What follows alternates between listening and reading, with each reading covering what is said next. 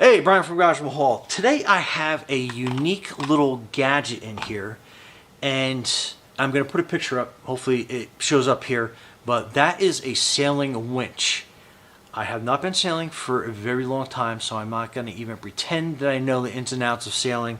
However, back from my sailing days, I do remember doing the whole winch thing was a little tedious. And on top of that, I always thought there could be a better way of doing that. And, you know, here we go. We have some sort of gadget and gizmo that will help do that process.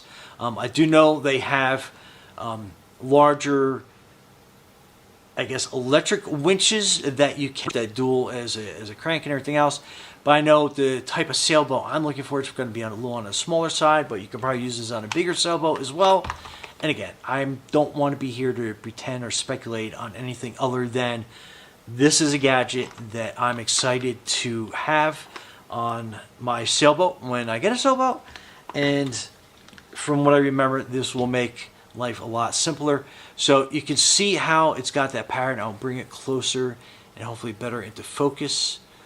But that is what you will do to make a, I guess, a electric winch using a drill.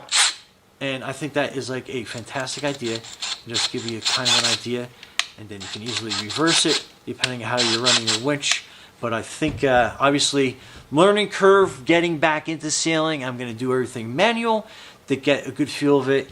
And then I think this might be a very helpful tool and aid to make that job a little more automated. And I guess on smaller vessels, you probably won't need this as much as on a larger vessel when you have a lot more rope that you are pulling in or letting out or whatever we're going to be doing on our sailboats. Anyway, and this is a 2-pack, so you get 2 of them.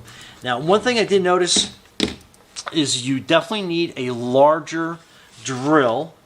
So some of these like smaller household toolkit drills are not going to work for you because the shaft is rather on a thicker side, and obviously you want that, and it just fits into this drill as well. So definitely need drills that have a little bit of a kick to them, just so it has enough torque to be able to run.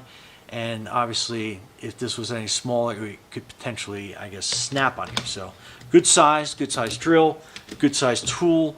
That is a pretty neat design, and I'm very excited to basically get out on the water again. Anyhow, hope this helps.